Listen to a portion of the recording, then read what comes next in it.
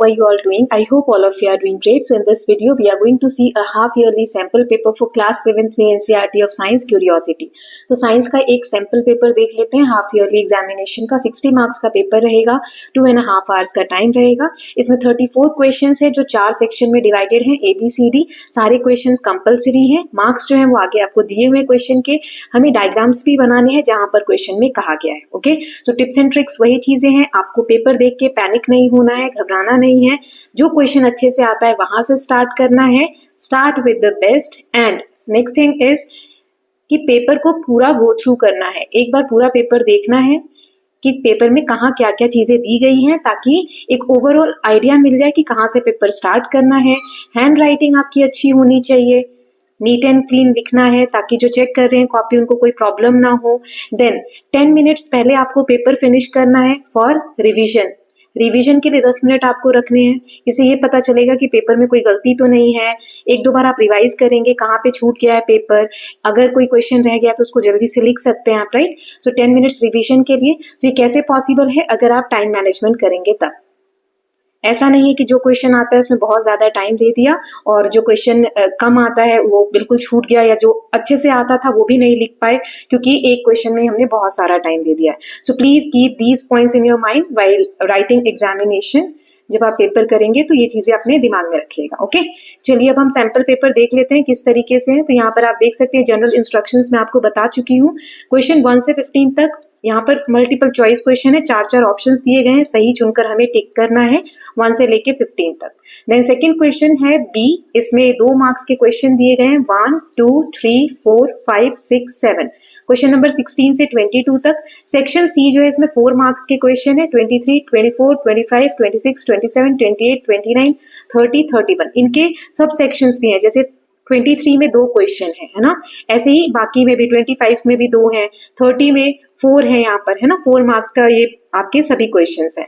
Section D 5 marks के question है. इसमें 3 क्वेश्चंस दिए गए हैं. इन क्वेश्चंस के भी सब पार्ट्स हैं. जैसे 32 में 1, 2, 33 में 1, 2, 3, 34 में 1 and 2, राइट. सो इस तरीके से पेपर को हमें सॉल्व करना है. तो हम एक एक करके देखेंगे, क्वेश्चन रीड करेंगे और आंसर्स देखेंगे. चलिए स्टार्ट करते हैं सबसे पहले ऑब्जेक्टिव्स के साथ, यानी क्वेश्चन नंबर 1 to 15 के साथ. सो पहला है the branch of science that deals with study of universe beyond earth is called.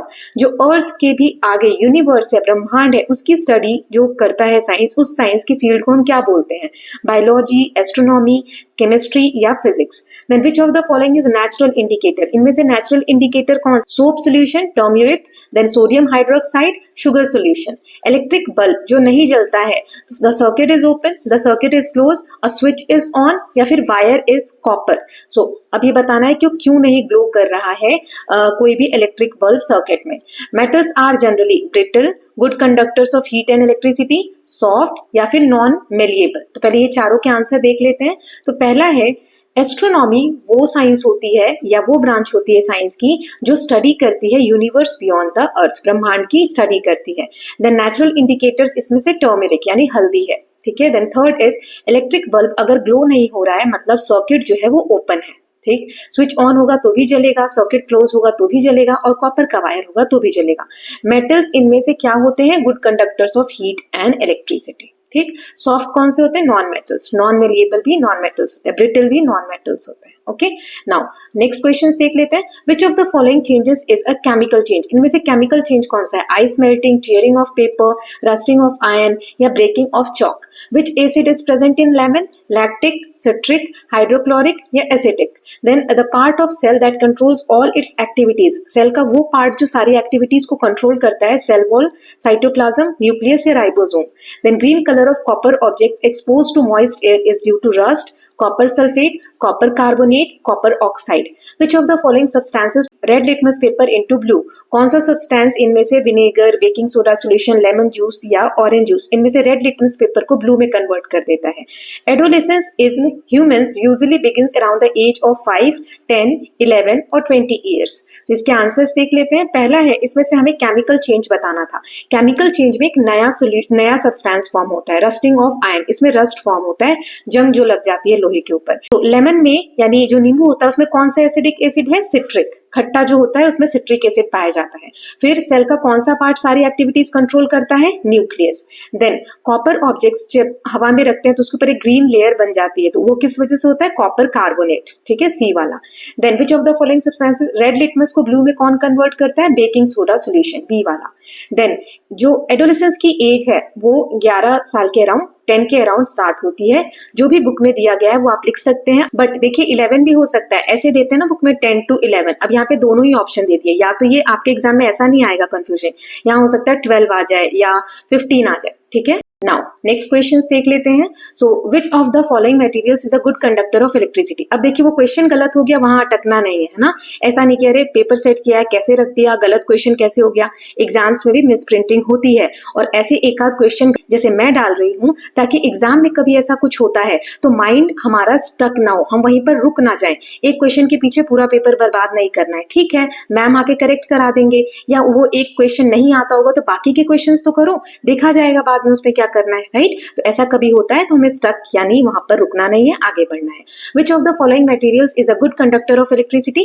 Plastic, rubber, iron या वुड। इनमें से कौन सा गुड कंडक्टर है इलेक्ट्रिसिटी का, ये बताना है। Ability of metals to drawn into thin wires, wires में कौन सी एबिलिटी होती है मेटल्स की कन्वर्ट करने की? डक्टिलिटी, मेलिएबिलिटी, हार्डनेस या conductivity. Which of the following is an irreversible change? इनमें से दोबारा से चेंज कौन सा रिवर्स नहीं हो सकता? Melting of ice, boiling of water, burning of paper या dissolving salt in water. Then voice box जो ह्यूमन में होता है उसे क्या कहते हैं? लंग्स, ट्रैकिया, लैरिंग्स और pharynx. Then which one of the following is used to test the presence of acids and bases? क्या हम किस चीज से चेक करते हैं किसी चीज में वो सब्सटेंस एसिडिक है या बेसिक है? सो सॉल्ट इंडिकेटर या डिस्टिल्ड वाटर या अल्कोहल। देन इसके आंसर्स देख लेते हैं। सो सबसे पहले है गुड कंडक्टर ऑफ इलेक्ट्रिसिटी, इसमें से कौन सा है ये पूछा था, तो आयरन, लोहा। देन जिसमें हम वायर्स में कन्वर्ट कर पाए मेटल्स को उसको हम बोलते हैं ductility. Then which of the following is a irreversible change, जो दोबारा से नहीं हो सकता कन्वर्ट? बर्निंग ऑफ पेपर, राख से हम दोबारा पेपर नहीं बना सकते। वॉइस बॉक्स जो होता है उसको हम बोलते हैं larynx. Then which one of the following is use to test the presence of acid और बेसिस? इंडिकेटर से हम पता करते हैं, ठीक है। तो ये हमारे ऑब्जेक्टिव क्वेश्चंस हो गए। नाउ सेक्शन बी है, 2-2 मार्क्स के क्वेश्चंस है, ठीक है। तो एक एक करके देखेंगे, क्वेश्चंस के साथ ही मैं आंसर भी दिखा दूंगी यहाँ पर, आप यहाँ पॉज करके आंसर्स लिख सकते हैं पहले, है ना, क्योंकि आगे क्वेश्चन और आंसर साथ में दिए हुए। तो चलिए देखते हैं। Define science, why is curiosity considered important in the study of science? Science क्या होता है ये बताना है, और साइंस पढ़ते वक्त हमें क्यूरियस या क्यूरियोसिटी क्यों इंपॉर्टेंट है? तो science is the study of natural world through observation and experiment. Science जो है स्टडी है नेचुरल वर्ल्ड की, ऑब्जर्वेशन करके और एक्सपेरिमेंट्स करके जो हम एक स्टडी करते हैं नेचर की, उसे हम साइंस कहते हैं। क्यूरियोसिटी इसलिए इंपॉर्टेंट है because it encourages asking questions and exploring new ideas. Then next question is give 2 examples of each natural acids and natural bases. So natural acid की एग्जांपल है लेमन जूस जिसमें citric acid होता है, vinegar acetic acid होता है। Then natural bases तो इसका lime water जिसमें कैल्शियम हाइड्रोक्साइड होता है, और बेकिंग सोडा सोल्यूशन जिसमें सोडियम बाइकार्बोनेट होता है। Then next question is state 2 differences between electric conductor and insulator. तो कंडक्टर कौन से होते हैं? Those allow electricity to pass through, जिसमें से इलेक्ट्रिसिटी पास होती है उन्हें हम कंडक्टर कहते हैं। कॉपर इसके एग्जांपल है। इंसुलेटर जो इलेक्ट्रिसिटी को पास नहीं होने देते हैं, जैसे कि rubber. Then next question is, देखो 2 मार्क्स का क्वेश्चन है तो इतने वर्ड सफिशिएंट है। Why do metals corrode? Metals में कोरोजन मतलब मेटल खराब क्यों होने लगता है? 2 तरीके बताने हैं जिससे हम प्रिवेंट कर सकते हैं। So metal corrodes due to reaction with moisture and oxygen. Moisture यानी नमी जो होती है और ऑक्सीजन जो प्रेजेंट है एटमोस्फेयर में, उसकी वजह से रिएक्शन होता है जिसके कारण मेटल्स कोरोड होते हैं। इसे हम कैसे प्रिवेंट कर सकते हैं? जैसे आयरन में जंग लग जाती है लोहे में, है ना, तो हम पेंट कर सकते हैं, ऑयलिंग कर सकते हैं, ग्रीजिंग कर सकते हैं, गैल्वनाइजेशन में एक दूसरी लेयर चढ़ा देते हैं हम मेटल पे, ठीक है। एलॉइंग यानी एक से ज्यादा मेटल मिलाकर हम कोई सी भी चीज बना सकते हैं। तो इसमें से आप कोई से भी 2 वे लिख सकते हैं, हमने यहाँ पर बहुत सारे दे दिए, ठीक है। नाउ नेक्स्ट देख लेते हैं। क्लासीफाई फॉलोइंग एज रिवर्सिबल और इरिवर्सिबल। इनमें से 4 जो दिए हैं, रिवर्सिबल कौन सा है, इरिवर्सिबल कौन सा है? तो ब्रेड अगर बना दी तो दोबारा से हम उसको आटा में कन्वर्ट कर सकते हैं? नहीं, ये इरिवर्सिबल है। मेल्टिंग ऑफ आइस, ये रिवर्सिबल है, आइस से हम फिर से पानी बना सकते हैं, पानी से फिर से आइस बना सकते हैं। ग्रोथ ऑफ ट्री, ये इरिवर्सिबल है। Then dissolving sugar in water, ये रिवर्सिबल है, शुगर और वाटर को हम अलग अलग कर सकते हैं, तो ये रिवर्सिबल है। ठीक है। नाउ नेक्स्ट देख लेते हैं। सो डिफाइन प्यूबर्टी, प्यूबर्टी क्या होता है ये बताना है, और दो फिजिकल चेंजेस बताने हैं जो एडोलेसेंस एज में हम ऑब्जर्व करते हैं। सो प्यूबर्टी क्या होता है? Period when a child's body matures into adulthood, जब कोई भी बच्चा उसकी बॉडी मैच्योर हो रही होती है एडल्टहुड की तरफ, तो उसे हम प्यूबर्टी का स्टेज बोलते हैं। चेंजेस क्या होते हैं इसमें? जैसे वॉइस चेंज हो जाती है, ग्रोथ ऑफ हेयर, बालों की ग्रोथ बढ़ने लगती है बॉडी पे, increase in height, any two इसमें से आप कोई से भी दो लिख सकते हैं, ठीक है। Then next is explain why distilled water does not conduct electricity but rain water does. बारिश का पानी जो है वो इलेक्ट्रिसिटी कंडक्ट करता है, लेकिन डिस्टिल वाटर नहीं करता है, क्योंकि distil water is pure and lakhs salt. Distil water में सॉल्ट नहीं होता है, डिस्टिल यानी साफ जो पानी होता है उसमें सॉल्ट की मात्रा कम होती है, इसीलिए कंडक्ट नहीं करता है इलेक्ट्रिसिटी। लेकिन रेन वाटर में डिजोल्व सॉल्ट्स होते हैं, आयंस होते हैं, इसकी वजह से इलेक्ट्रिसिटी इनसे कन्वर्ट होता है, ठीक। नाउ अब हम नेक्स्ट सेक्शन देख लेते हैं, सेक्शन सी। इसमें सारे क्वेश्चन 4 मार्क्स के। Again you can pause here and answer all the question, then you can move ahead with the checking. तो चलिए एक एक करके देखते हैं। इसमें 2 पार्ट है। 23rd का पहला है explain with an example how indicators are used to identify acids and bases. Indicators का यूज हम कैसे करते हैं एसिड और बेसिस पता करने में? So indicators are special substances that show colour changes in acidic और बेसिक सॉल्यूशन। जो एसिडिक बेसिक सब्सटेंसेस होते हैं उनमें इनका कलर चेंज हो जाता है, इसीलिए हम इंडिकेटर्स का यूज करते हैं। जैसे यहाँ एग्जांपल दिया हुआ है, litmus solution is red in acids and blue in basics, then turmeric turns red in bases but stays yellow in acidic. Then second question है why is it not safe to test substances to check whether they are acidic और basic. हमें टेस्ट क्यों नहीं करना चाहिए कि कोई सब्सटेंस एसिडिक है या बेसिक है या नहीं? So it is not safe to test substances to test whether they are acidic or basic because many acids and bases are corrosive and can cause burn, poisoning or injury. ये नुकसानदेह हो सकते हैं। अगर हम इन्हें टेस्ट करते हैं तो ये बर्निंग सेंसेशंस ला सकते हैं या ये जहरीले हो सकते हैं, इनसे हमें इंजरीज हो सकती हैं। Hence we should only use indicators for safe identification. Then next question है draw a neat and label diagram of simple electrical circuit consisting of a cell, switch and a bulb. Explain how bulb glows. हमें एक ऐसा figure बनाना है या diagram आप यहाँ पर लिख सकते हैं। इसमें क्या बताना है हमें? तो लिख सकते हो डायग्राम सिंपल सर्किट, ठीक है। सिंपल सर्किट का एक डायग्राम बनाओगे तो इसमें हमें सेल दिखाना था, स्विच दिखाना था और बल्ब दिखाना था। हमने तीनों चीजें इसमें बना दी है। नाउ ये बल्ब ग्लो कैसे होता है? तो a simple circuit consist of a cell, एक सेल होता है इसमें सोर्स ऑफ एनर्जी, स्विच होता है जिसे हम ओपन और क्लोज कर सकते हैं सर्किट को, कनेक्टिंग वायर्स होते हैं और एक बल्ब होता है, ठीक है। When the switch is closed, जब स्विच क्लोज होता है तो इलेक्ट्रॉन्स फ्लो होते हैं from negative terminal of the cell through wires, passes through the bulb filament and return to the positive terminal. Negative की तरफ से फ्लो होकर ऐसे बल्ब से होता हुआ जाता है, बल्ब के यहाँ पे फिलामेंट होता है, इससे पास होकर जाता है, जिसकी वजह से this flow of electric current heat, इसकी वजह से हीट जनरेट होती है और फिलामेंट जो है वो गर्म होकर और ग्लो करने लग जाता है, ठीक है। तो ये प्रोसेस है। The next question is state 3 properties of metal. Metal की 3 प्रॉपर्टीज बतानी है। यहाँ मैंने ज्यादा ही बता दी है, आप कोई से भी 3 लिख सकते हैं। ये लास्ट्रस होते हैं, शाइनी होते हैं, मेलिएबल होते हैं, इनको शीट्स में हम कन्वर्ट कर सकते हैं, डक्टाइल होते हैं, इनको वायर्स में कन्वर्ट कर सकते हैं, गुड कंडक्टर होते हैं हीट और इलेक्ट्रिसिटी के। Then write 1 use of aluminium and 1 use of copper based on their properties. So aluminium और कॉपर के यूज लिखने हैं। सो एल्यूमिनियम जो है ये लाइट ऑब्जेक्ट है, लाइट मटेरियल होता है और ये गुड कंडक्टर होता है, hence using in making utensils and aircraft की बॉडीज वगैरह बनाने में यूज होता है। कॉपर है ये एक्सीलेंट कंडक्टर है, इसीलिए इलेक्ट्रिक वायर्स बनाने में इसका यूज होता है। Then next question is differentiate between physical and chemical changes with 2 example. हमें दोनों टाइप के चेंजेस के बारे में बताना है और इनके हमें एग्जाम्पल्स भी दोनों के 2-2 देने हैं। सो फिजिकल चेंजेस क्या होते हैं? फिजिकल स्टेट जिसमें सिर्फ चेंज होता है, और अपीयरेंस चेंजेस, कोई नया सब्सटेंस नहीं बनता है, ये ऑफन रिवर्सिबल होते हैं, बहुत बार इन्हें हम वापस से रिवर्स कर सकते हैं। Example melting of ice, solid से लिक्विड में जाना, फिर boiling of water. Then chemical change, इसमें नया सब्सटेंस फॉर्म होता है, अलग प्रॉपर्टीज होती हैं, दे आर इरिवर्सिबल, ये इरिवर्सिबल होते हैं। जैसे एग्जांपल दिया है rusting of iron, burning of paper.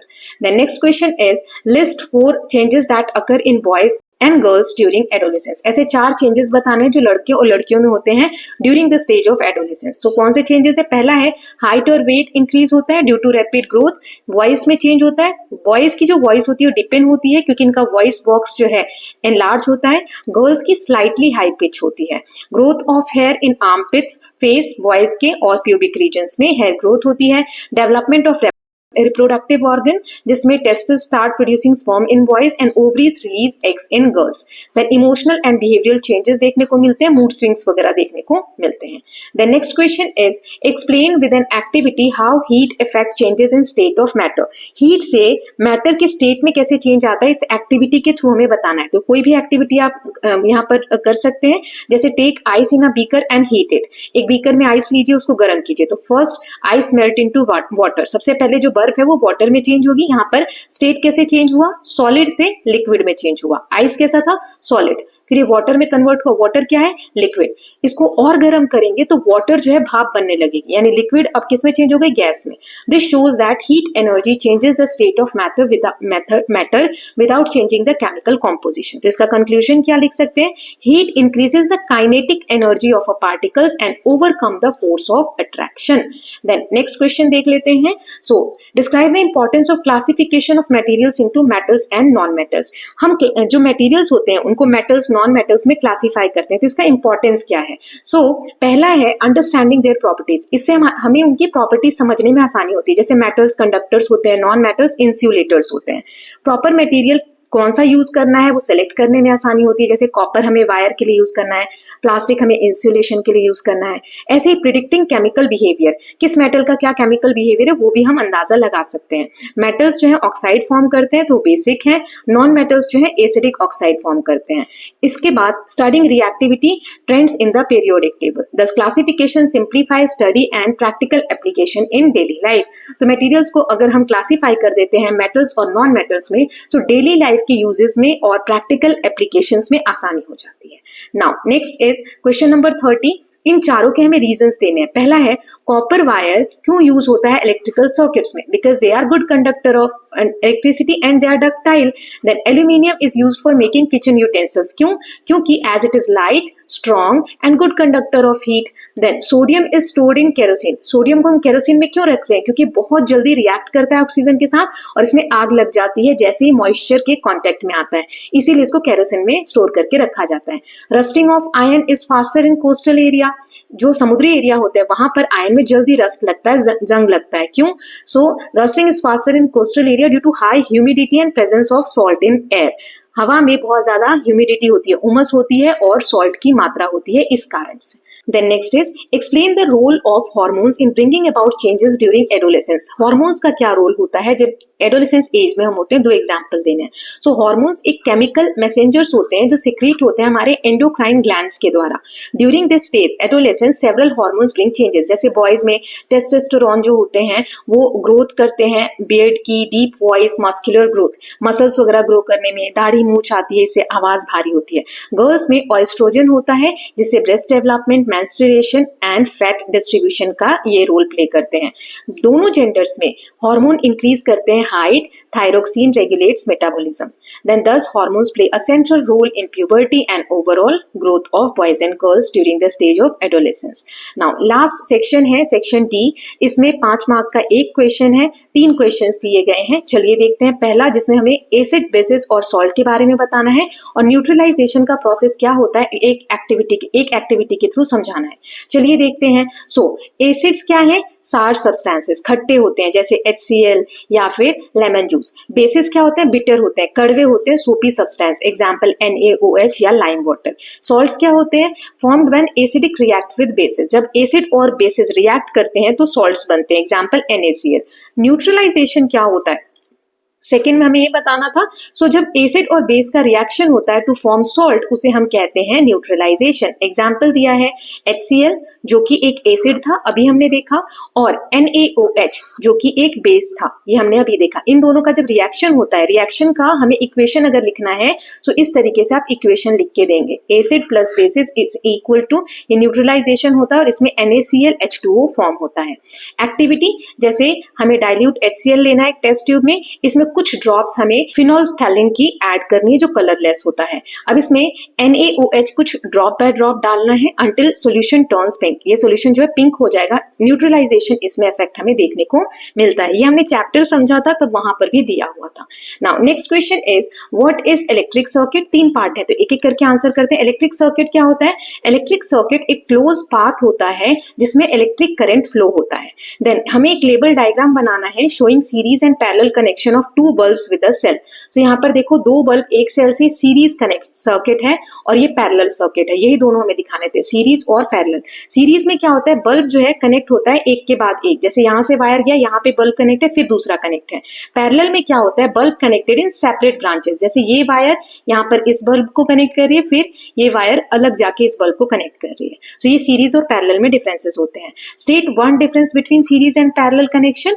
इसमें क्या डिफरेंसेस हम बता सकते हैं कि सीरीज जो होता है इसमें अगर एक बल्ब फ्यूज हुआ तो सर्किट टूट जाएगा। क्यों? देखो यहाँ से वायर जो है, यहाँ से इलेक्ट्रिक करंट पास हो रहा है, ये फिलामेंट तक गया और तब जाके यहाँ पर आया। मान लो इसका फिलामेंट टूट गया तो इलेक्ट्रिसिटी पास ही नहीं होगी, तो ये एक भी बल्ब फ्यूज हुआ तो ये भी चला गया। लेकिन पैरेलल में क्या होता है?